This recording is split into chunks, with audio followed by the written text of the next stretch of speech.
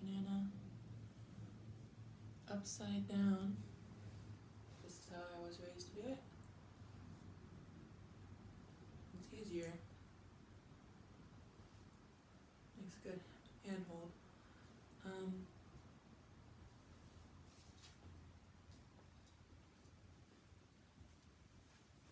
Last night I started reading to you this book, and I'm going to continue that today.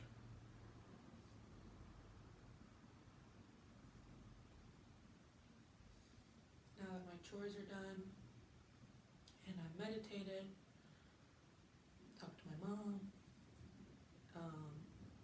made some tea.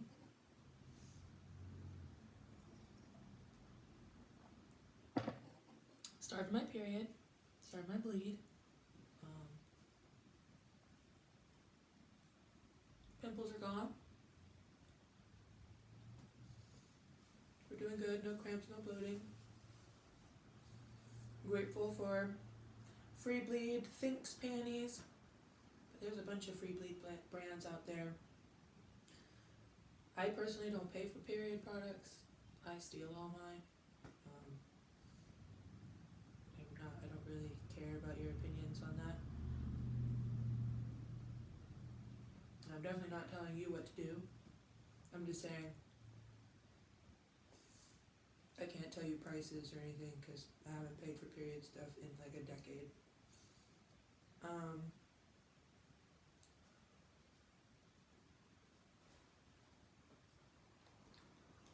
But I wanted to go ahead and start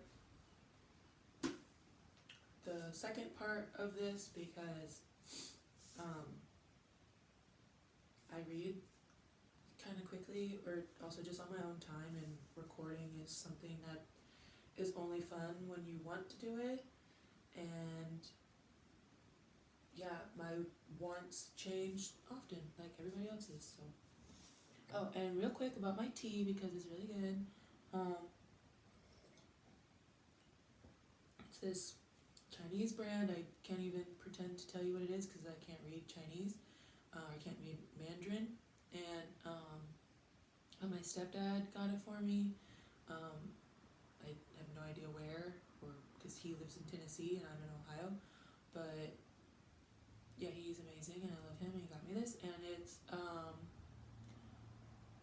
maca, ginseng, yam, red date, wolfberry, and mulberry. And then I took a mango that I ate a few days ago, and I dry out the skin. You can have your own wraps or make your own tea from the skin as well. But the seed, the pit inside, you let that dry out for like 2-3 days, and then it becomes hard and you can like cut it off. And then the inside of that big seed is actually the pit, and it's really soft and malleable and smells really good. And that's where mango butter comes from, like good mango butter, and why it's so expensive because it's literally like this big around. But I took that and I like broke it up with my fingers into little bits and just threw that in my tea steeper with this, because this is also a loose leaf tea. It's just like chunks of herb and yam and stuff. Yeah, so there's mango pit in this as well. All really good for womb people with wombs. Also, if you don't have a womb, it's good. It tastes good. Like every tea is just good for you. Get your antioxidants.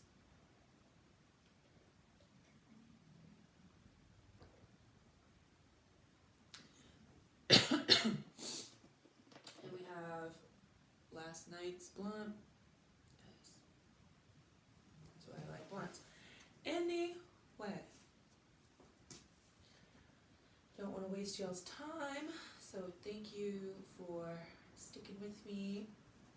I also don't want to waste my time, and as much as I would love to be able to just sit and read this whole book to you, that's unrealistic.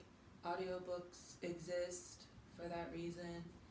And two, I want to read from where I'm at. So I'm just gonna jump in. We're still in chapter 1. If you remember from last time, I listed the sub chapters within the chapter. So you can see that. I'm currently at scarcity mentality. Sorry if that's really bad and backwards, but that's where we're going to start. Scarcity mentality. From childhood on, we are taught to compete against the very people we most long to be connected with for the best grades, jobs, dates, etc. We live in a mindset of compare and despair, always trying to figure out if we are better or worse than others. We are told that if we mess up and fall to the bottom of the hierarchies, we could end up homeless on the streets, abandoned, or dead. We are trained to always look up the hierarchy, at what others have that we don't have, and to ignore the experiences of people who have less than us. We are motivated by fear and the idea of scarcity in most realms of life, even when we are not facing real scarcity. Scarcity mentality doesn't seem like an illusion when we are under its influence. It seems like it's real, that there really isn't enough for everyone, that we have to compete. Cultural norms are like that. They masquerade as truths. Scarcity mentality blocks our creativity and generosity. It makes us distrustful and sometimes untrustworthy.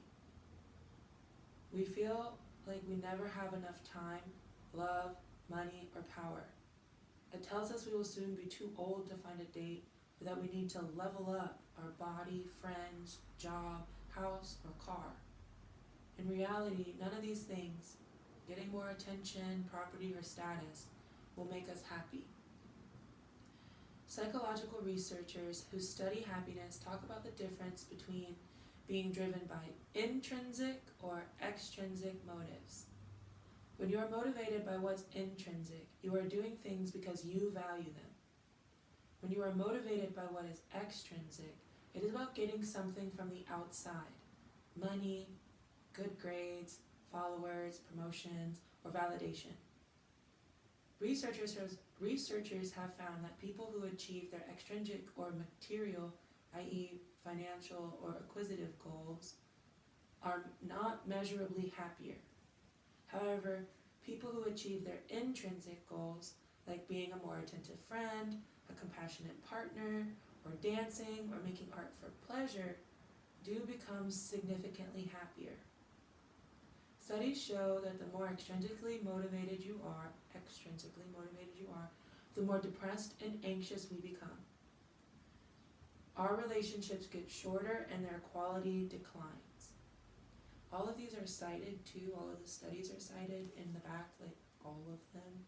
So I highly recommend you guys check this out because you'll just get more resources from it. This is not surprising.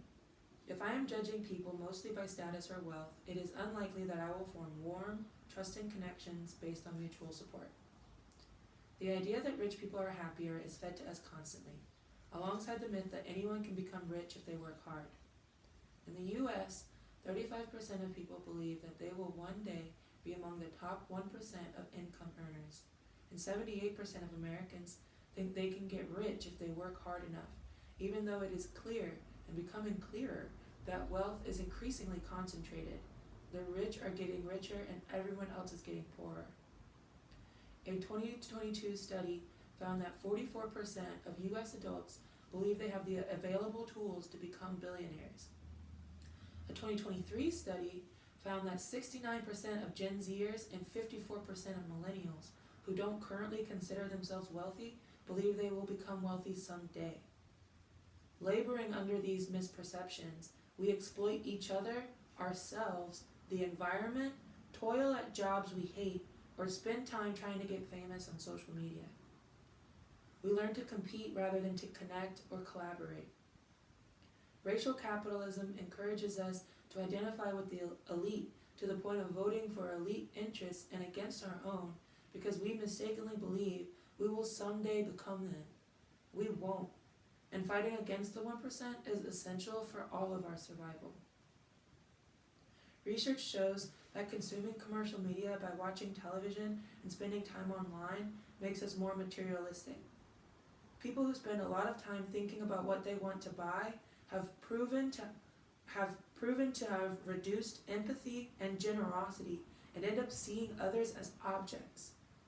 Materialism is bad for our relationships and well-being.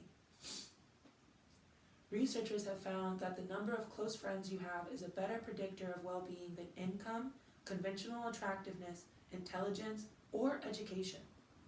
Yet we strive and climb at the expense of our relationships. Advertisements cultivate insecurity in us, and we are exposed to 4,000 to 10,000 ads per day. Wow. More 18-month-olds can recognize the McDonald's logo than know their own last name. On average, by the time a child is 36 months old, she already knows 100 brand logos. 36 months is 3 years old. For most of us, this kind of materialism and status orientation informs our approaches to dating and sex. We reproduce hierarchies of desirability pitched to us by advertisers and replicated endlessly by social media. We become social climbers who think of our dates and ourselves in terms of status rankings that often correlate to wealth, thinness, wellness, whiteness, and gender norms. We turn into shallow, self-hating consumers, even in the realms of sex, love, and romance. The materialistic emphasis on perfection, on competing to look happy, to show off a perfect life, also insists we think positive while shaming bad feelings. What actually makes people's lives meaningful is having connected relationships, being part of something you care about, helping others, and playing a role in stopping injustice. These tasks require building or rebuilding our capacity to feel difficult things deeply, to be pissed and scared together. When we are mired in scarcity mentality, it can be hard to come together to care for each other and fight back. The reality is that shit is very, very fucked up and intense right now. And we need skills for being with each other in distress, just as much as we need skills for being with each other in delight. Our attempts to live a life that looks good in photos filled with status objects and coveted experiences gets in the way of the unglamorous work of creating and inhabiting the relationships we crave. These relationships, not others' perceptions of who we are, will sustain us through hard times. There we go. Our little self-reflection questions here. How do you experience scarcity mentality? Are there ways in which materialism prevents your happiness? Are there ways you have already recovered from scarcity thinking? And when do you take pleasure in intrinsic value? So inherent value is another way you could say that. Feel free to pause there or whatever.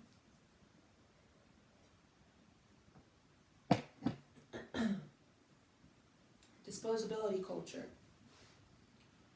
From childhood, we are told that there are two kinds of people, good guys and bad guys.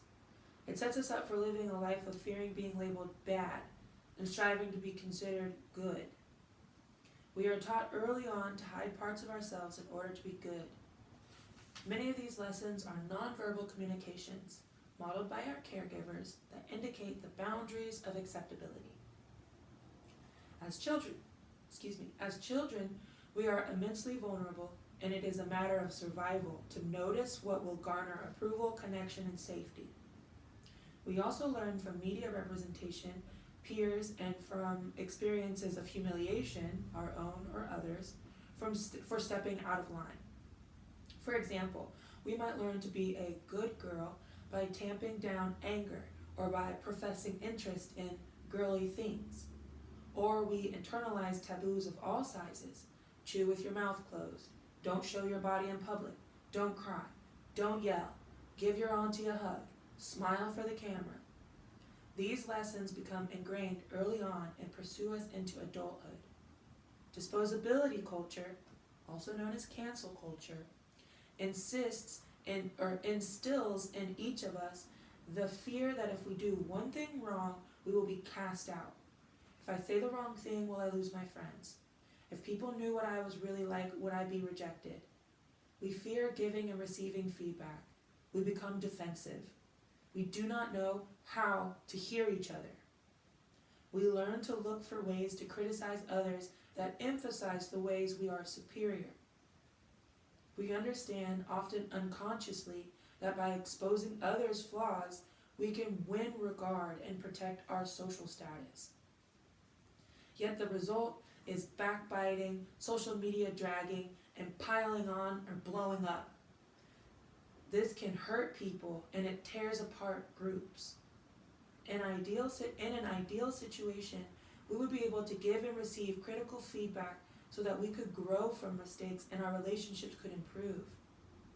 But we are shaped by disposability culture, so we must remain vigilant, making sure we are never the next to be thrown out. Paradoxically, living in this high-stakes environment that disposability culture creates can cause us to hide our loved ones' harmful behavior, fearing that they will be judged too harshly and cast out. Sweeping it under the rug. Yep. And that's actually why most abusers are known to the people that they're being abused, especially when it comes to sexual assault. And men get sexually assaulted by women constantly, and that is not okay. No is no, no matter what's between your legs. Coercion is not consent. If you have to talk them into it, it is not consensual. In romantic relationships in particular, people often don't tell their friends if their date is hurting them, for fear of their friends thinking the date is bad. Things get more dangerous as isolation builds up. We do not heal in isolation. In reality, rigid disposability norms do not match our lives. We all love some family member who has also hurt us or someone else. We all have a wonderful friend who's terrible when they are drunk or is unreliable with money. We know from lived experience that people are complex and that harmful behavior often comes from trauma. But living in a culture of disposability makes this hard to remember. Why do we live in a disposability culture? The world we live in was built by making some people less than human. To justify colonialism and slavery, ideologies were created that made whole groups of people exploitable and killable. The United States imprisons more people than any country that has ever existed on Earth. To maintain and has more military bases than any empire ever in the history ever, yet claims to be peaceful. To maintain a social project of exclusion like that, and to convince everyone that it makes sense to put millions upon millions of people, mostly indigenous, black and brown people, in cages and keep them there, requires an ideology of disposability. It requires a narrative in which some of humanity can be subjugated in the name of protecting and cultivating those deemed good, deserving, and normal. On an individual level, many of us swing between two poles. Sometimes we fear we will be seen as a bad person. Did I say the wrong thing in that meeting? Is everyone going to find out I'm a fraud and not qualified to be here? Other times we revel in our own righteousness. Rarely do we spend sufficient time in the nuanced middle, and the reality that everyone is learning, making mistakes, taking risks, and trying things. When conflicts bring up heightened feelings, we often enter a pitched good guy, bad guy mode, turning our lovers, friends, family members, and coworkers into flattened caricatures. If you are finding yourself in good, bad guy thinking because of a conflict, you might try using the what else is true worksheet at the end of this section to get more perspective. When people hurt each other, we usually default to one of two polar positions: minimization of the harm or punishment of the harm doer. Our society minimizes the impact of harmful systems like racism and sexism all the time, telling people to just brush off racial or sexual harassment, to grow a thick skin, or to not get angry. Boys will be boys. It's just part of the job. Oh, he didn't mean it like that. Oh, she didn't mean it like that. Jersey, you're okay. You're okay. You're okay.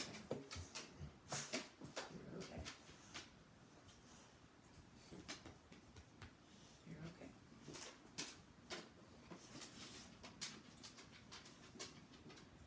We pretend certain kinds of harm are normal or necessary, or aren't harm at all. Like when our criminal system claims that strip searching arrestees isn't a form of sexual violence. And on that note, in 30 states, in 30 United American states, cops and any police official can have sex with anyone in their custody. Anyone. As long as the cop who files the paperwork says it was consensual. The arrestee's statement does not matter. 3 years ago, it was 34 states. Now, in 2025, 30 states have the consent loophole.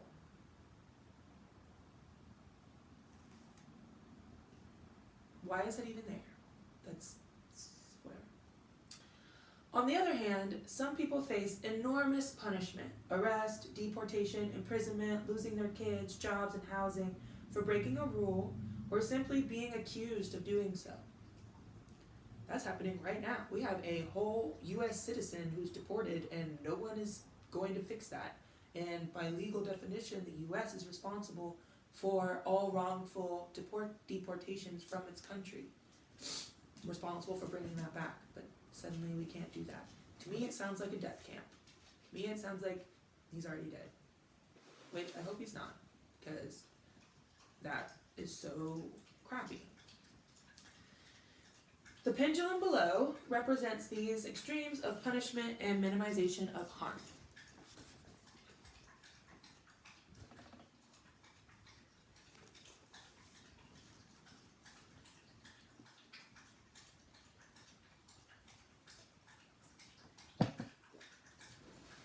When we default to these two extremes, we miss what is in the middle: accountability. Accountability is when we assess impact and come up with right-sized responses to it. We acknowledge that someone has been hurt, we think about why that happened, how to prevent it from happening again, and how to attempt repair. Oh. Why is this?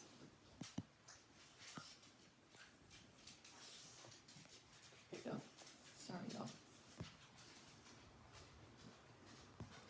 My iPad is slipping. Stop doing that. Okay. Accountability happens when we look in a frank and compassionate way at why harm happened with the aim of making it stop. What does the harm doer and maybe others who might do similar harm need so that they won't do this again? Emotional support, better information about sex, consent, gender, relationships, support around the misuse of alcohol, safe housing. What does the person who was hurt and people in similar straits need so that they can be safer? A reliable ride to work, a babysitter on certain nights, a safer place to live, emotional support. Accountability means we look at and address all the conditions that made the harm possible in the first place, rather than denying it even happened or finding a scapegoat for it. Yes, it's a lot of work, it's unglamorous, but it is so worth it.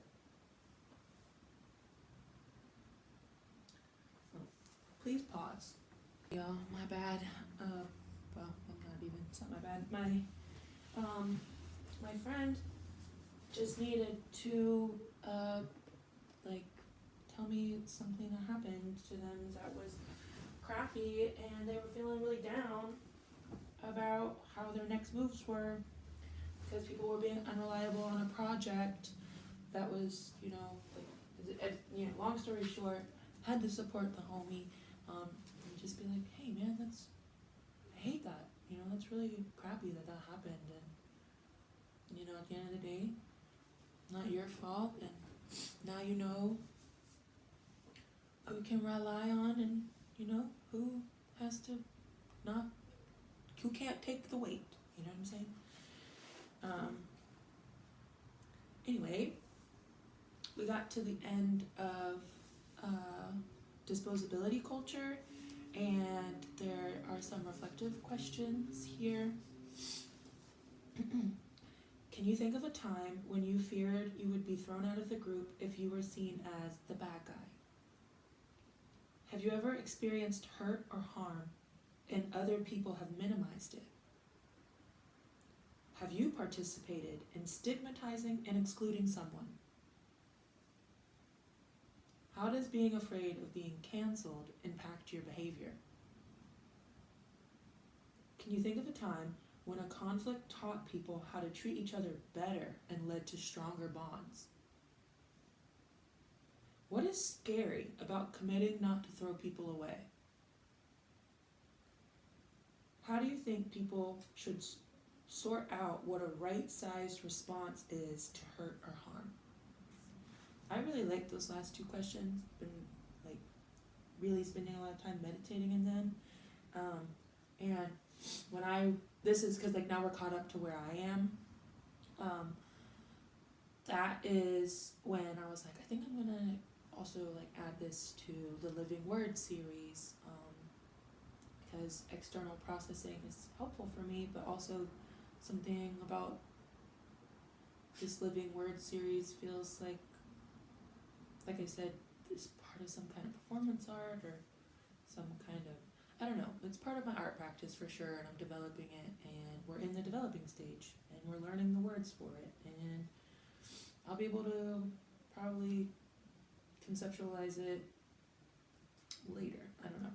Maybe that's not really relevant, because really what I'm thinking about is what is scary about committing not to throw people away.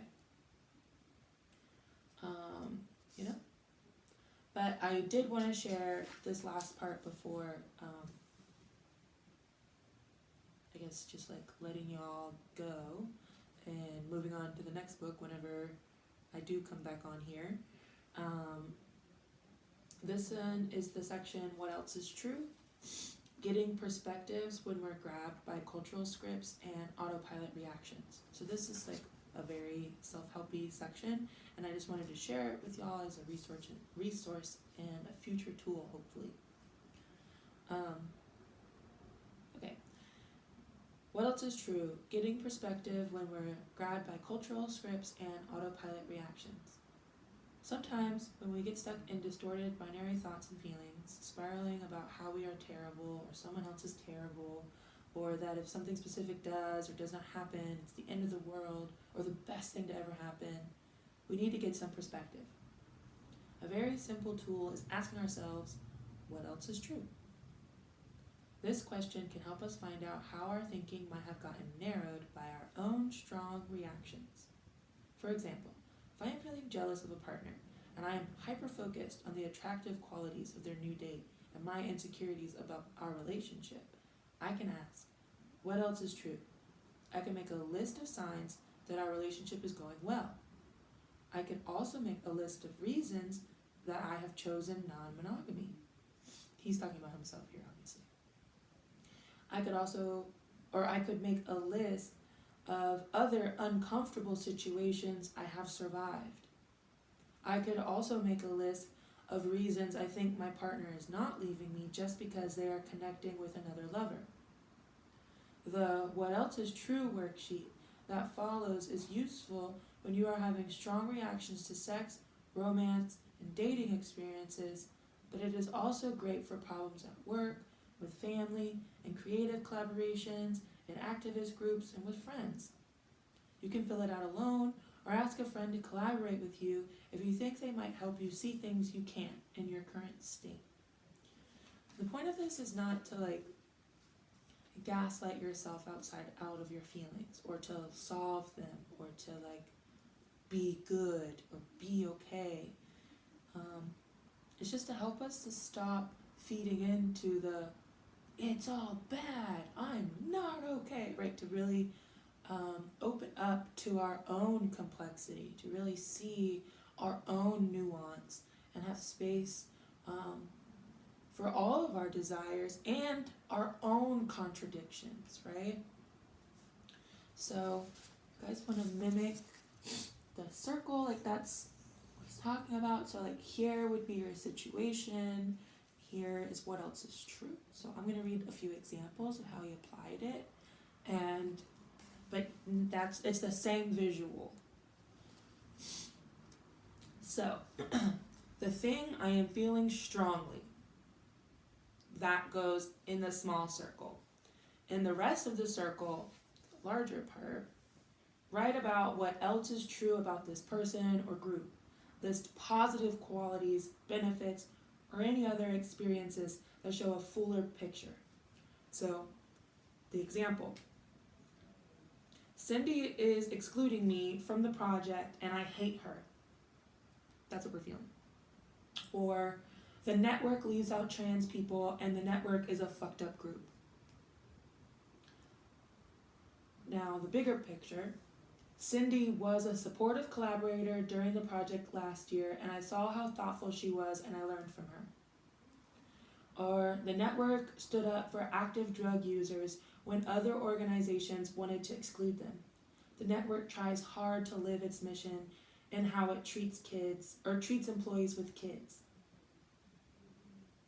So, this is they're never separate from each other. So yeah, positive, good qualities, and the strong feeling that I'm feeling, and the harm that I feel I've received, they exist simultaneously. My mom used to make me do this as a practice growing up, and I never, I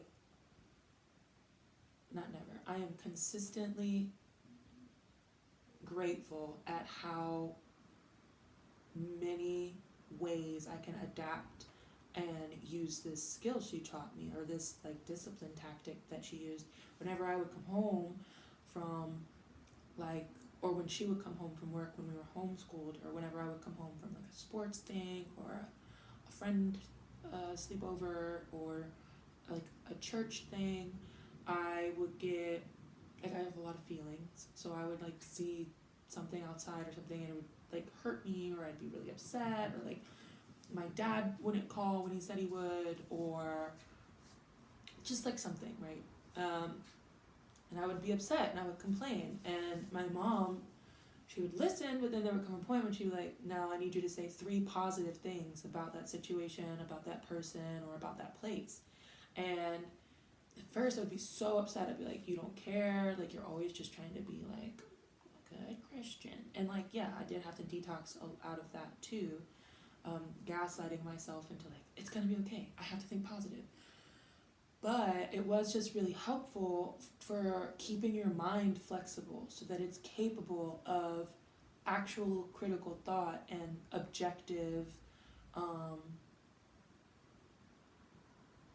learning. Because if all you can do is see the bad in yourself, then you aren't you're not being introspective. You're actually just being self-destructive, right? So there's a duality to everything all the time, but it does not erase the harm that actions caused, because the road to hell is paved with good intentions. So yes, I'm sure, for an extreme example, Hitler's wife loved him, and still doesn't take away from the horrible atrocities that Hitler committed in the name of nationalism, right? Like, and I'm not like gonna make a case for Hitler. I don't fucking know him. He would have to do this himself. But that's what I'm saying. It's like, so we don't keep generating a society of more Hitlers and Holocaust victims, like where people are just extreme abusers and tyrants and then just used up like cannon fodder. We have to be able to see our own nuance and our own contradictions and our own desires and have space for them without trying to amputate them or silence them or, just perpetuate that harm and that abuse. And there's another example. So you could also approach it as in this in the small circle, write the thing you're feeling strongly, right? But then in the rest of the circle, you could note, what do I not know? Right? That might be contributing to the situation. What do I not know about the other person or people's intentions? So that example is, maybe Cindy was not thinking about me when she made this decision. Or maybe Cindy is being impacted by some other personal crisis that is leading to her current action.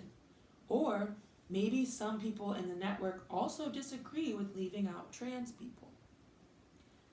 And then following example of how you could use this circle is in the small circle, write the thing you're feeling strongly, but then in the rest of the circle, write what else is true now about your life beyond this situation.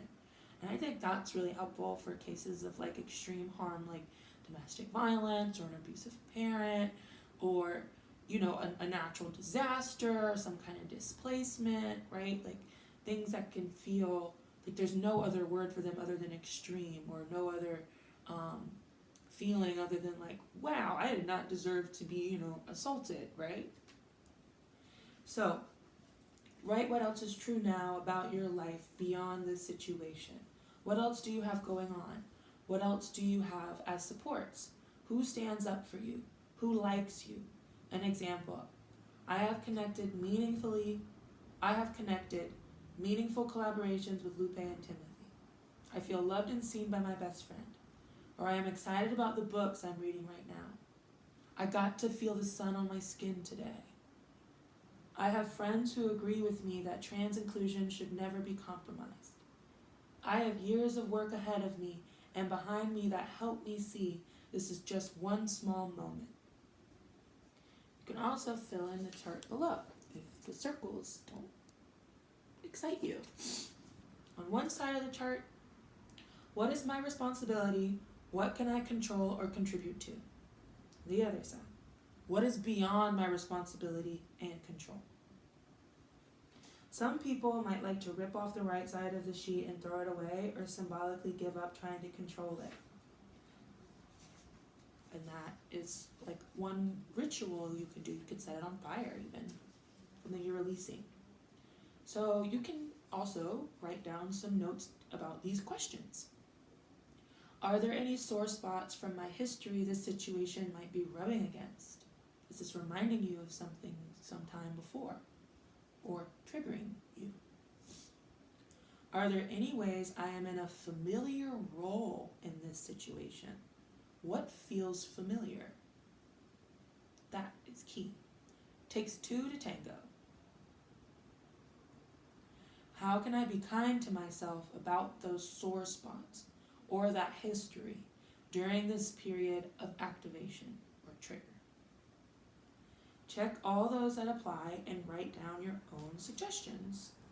So some of his suggestions were, eat a favorite meal from the period in my childhood that this situation reminds me of. Take more naps to cope with the stress that this is bringing up, or take more walks to cope with the stress that this is bringing up. Ask a friend to listen to me talk about the feelings. Take a bath, take the day off, move my body. I love movement. I found movement meditation has saved my life. take a bath, go to nature, let myself feel some grief about the similar situations in my past, cry, write down the feelings that are coming up, and any other, rituals that feel good for you. And again, I would say, like, just because you did all these things and, you're sitting there and you're like, man, I did all these things and I still have feelings, that's okay. We're not ever going to get rid of feelings. We don't want to get rid of feelings. The fact that you can feel means you're alive. I have to remind myself that all the time. I was not having a really good day like 2 days ago. And I did all my coping skills and I still was like, I'm still depressed. And just because I'm functioning doesn't mean like I'm not depressed. And also just because my depression also doesn't have to look like me ruining my life or usurping my responsibilities. Like, it doesn't have to look like that anymore. It doesn't have to be these two extremes. However, I would just like to add, that using your coping skills doesn't mean you're spiraling. It means you're coping. My therapist a few years ago was very, it changed my life with that. Because I was like, whoa, thanks. Because I always felt like I would do my coping skills when something was going wrong. But no, like, we cope as a form of preventative care and as a form of repair. So it's a duality. It's like a both and thing. So yeah, that's the end of that. And then it goes to, why bother doing emotional work? What will this get me? Maybe I will just read this one too, because why not? And I have a little more time for, I'm gonna take my dog on a walk and then shower and get ready to go to the studio. So,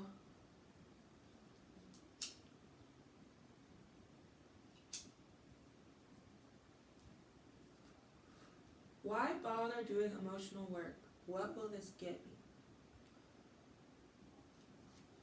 When I first started going to therapy in my early 20s, I feared that if I explored my grief about my mom's illness and death, my life would fall apart. I had suppressed sadness and loneliness from the time my mom got sick when I was 12.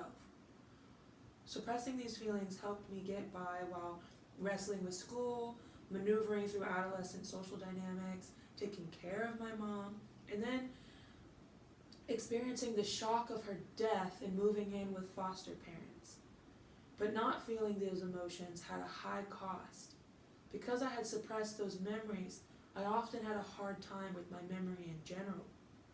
Because I was suppressing those feelings, I was often insensitive and reactive, not open to emotional awareness more generally. I wasn't very responsible about how my actions and feelings impacted others. I had anxiety and stress patterns, coping mechanisms, that kept the bigger, scarier feelings under wraps. I started therapy because of the discomfort and interpersonal drama that my coping mechanisms were causing. But I was terrified that if I opened up to the grief that I had suppressed, I'd completely fall apart. It turned out that exploring those feelings did not drown me. Instead, because I had spent such formative years practicing suppressing feelings, rather than being drowned in those feelings, they only gradually became more available. That makes sense. I didn't even think about how all that repression would make it hard for feeling to come back. Because I'm quite the opposite. I feel so immediately. I had to work to be like, wait, this intense, strong feeling is not the totality of what I feel and the totality of what I think. In my youth, I would be like completely swept up by one emotion at a time and then switch completely to another emotion because that's how they work. When it comes to situations and stuff, I would see something that was so great and it would be so awesome, and then I would crash, something so terrible, and then it'd be so great, so terrible. So I had to learn how to be like, and what else? For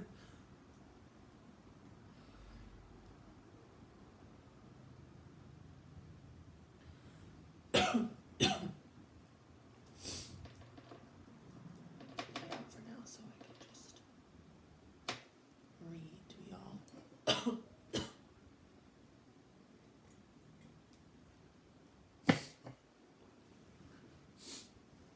So now, after decades of emotional work, when I am able to access the grief, loneliness, or anger, to remember missing my mom and what happened, I feel some relief.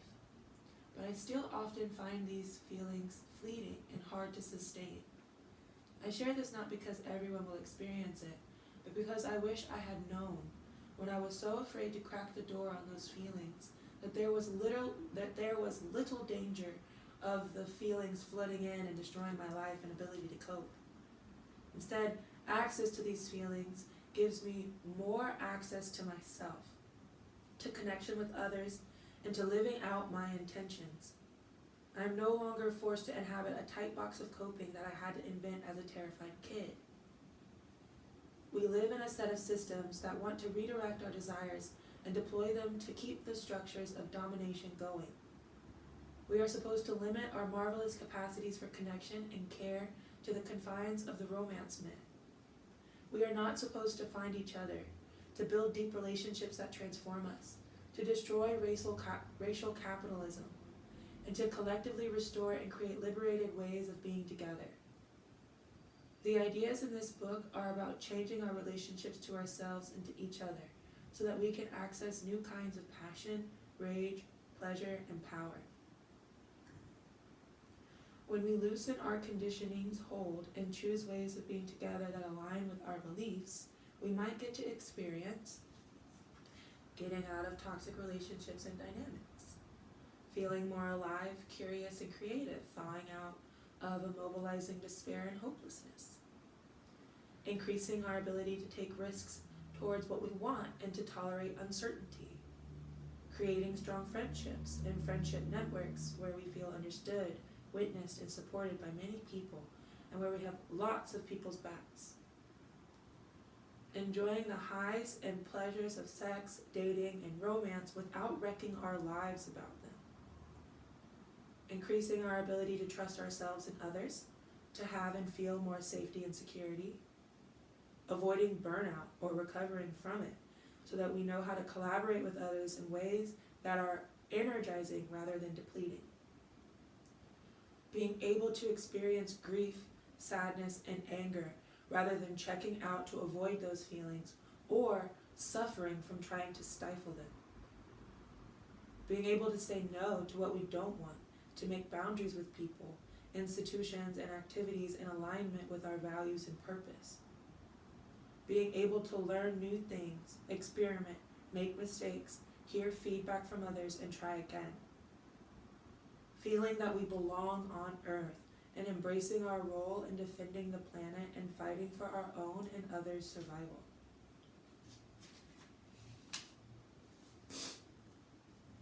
Getting free means deprogramming ourselves, perceiving truths that we are not encouraged to perceive, feeling emotions that we are discouraged from feeling. We are working to recover a broader range of potential responses to the world, beyond programmed reactions. Although I've been taught by society to feel shame and self-hatred and the daily indignities of the workplace or family, I can recover the ability to feel rage, grief, and incitement to action instead. Though I am programmed to try to dominate others, I can choose instead to expand my capacity for collaboration and humility. We can move out of autopilot reactions that have become habitual through repetition, and instead respond to situations and people in ways that are more aligned with our real beliefs and purpose. The point of this healing, then, is to increase our capacities to feel and to do new things that make our lives more on purpose.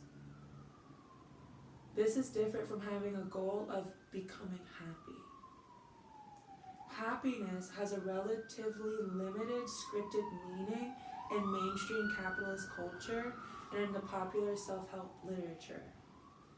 This imagining of happiness is usually about feeling good all the time, usually because of having achieved normative markers of success such as marriage, wealth, property ownership, or an ideal body shape. This goes hand in hand with a belief that any bad feelings we have, outrage, fear, grief, confusion, heartbreak, are disorders that need to be treated.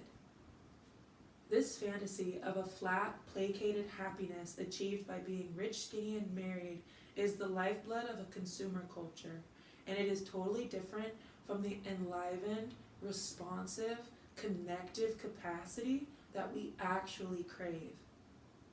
What we have been told about happiness, that it comes from something extrinsic, that it can be permanently achieved, is likely to make us unhappy.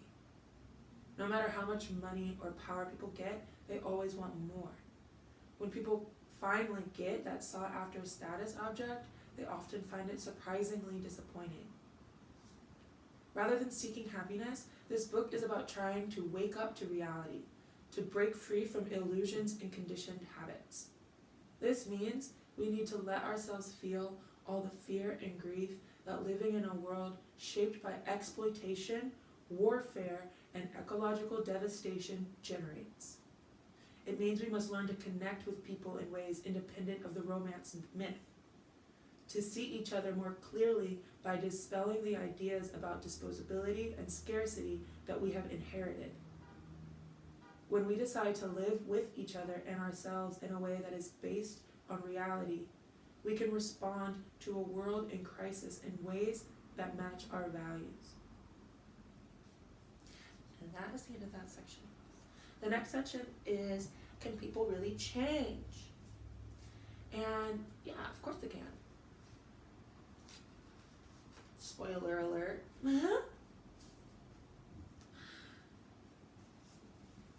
But thank you all for joining me. I'm going to continue reading on my own. Oh wow, I can't wait to stretch.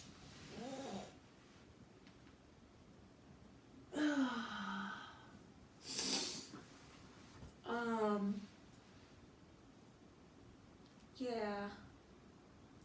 I am having a lot of thoughts, but mostly I am just grateful to be able to exist and that I can experience currently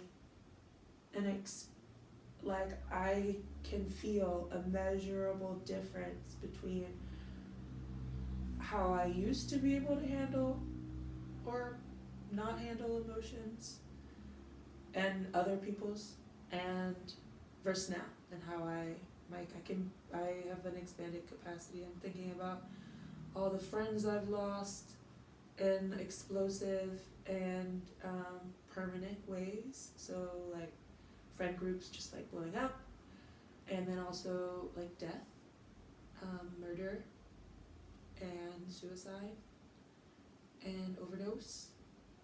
And I'm also thinking about exes that just have disappeared and said that we would be friends and then disappeared.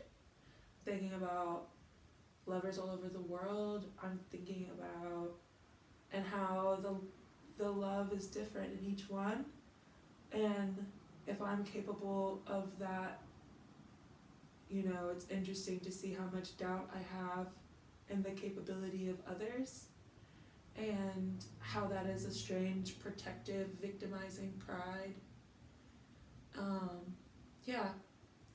Thinking about jobs and career motivations and intentions behind like word choice, just intentions, like why we do anything we do. When I started meditating, I was like a few years ago, and I was like, you know, why do we have opinions at all? I really feel like 2024, like the end of, right when I turned right before my 28th birthday, I was like, I think I can't ever actually have an opinion, but like I'm obviously like still have like 28 years of forming opinions, so it's not like you can just because you have a new thought and like a new intention doesn't mean your habits, like you still have to detox. The chemistry is still there. Which goes for like, you can't just, I mean, not that you can do anything, because you can, but like that's how going like cold turkey off meds or off like sugar or from a relationship or a thought pattern, it's just an example of that really dramatic pendulum swing and can often like snap back. But with this work, no matter what, there's always going to be a revisiting, like a repercussion. Like there's people are going to come back and want to like reestablish friendship, or you'll see them again, or someone will be born on their death day, or like in your family, or like, because it's always this, and the universe is always going to give us opportunities to choose what we say we choose. I think that's a different way of looking at, oh my god, it's tempting me, it's challenging me. It's like, or actually this is a perfect opportunity to actually choose what you say you're going to choose. Oh, you say like, I hate tacos, and then all of a sudden everybody's asking you out for tacos. Now you have to like stick to your choice. It's not like, oh my god, the universe is trying to tempt me to like tacos, or everybody's out to get me for tacos. It's like, no, now these are the opportunities to really align with, no, I don't eat tacos. I know that's a crazy example, because like I love tacos, and I just didn't want to be like hyper specific on like a pain point or something. But yeah, I mean, he already said all that, but I do think it's important to understand like healing hurts, right? The bruise gets really ugly like right when it's about to start disappearing, and even as it's disappearing, like it's disappearing, that's a process, so there's like stages to it. But yeah, if you keep repeating that harm, then there you go. But okay, it's time for me to stretch, and my brain feels good and empty.